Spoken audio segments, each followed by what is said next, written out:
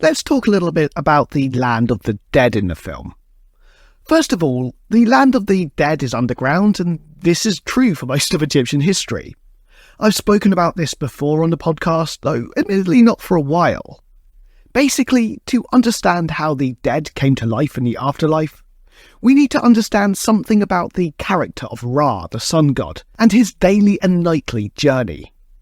So, Ra's light was believed to bring forth life and protection. Every day he was born in the east. He would travel across the sky, and as he did, he would grow older, until he would die and sink into the west. Then he would travel through the underworld. During this part of the journey, he would pass through caverns filled with the blessed dead, basically the righteous who had died. The trip through each of these caverns would take 1 hour, but for the blessed dead living there, it would be an entire lifetime. During this, because of his light enveloping the cave, the blessed dead would come to life and live much how they had on Earth, though admittedly with some of the hardships taken away.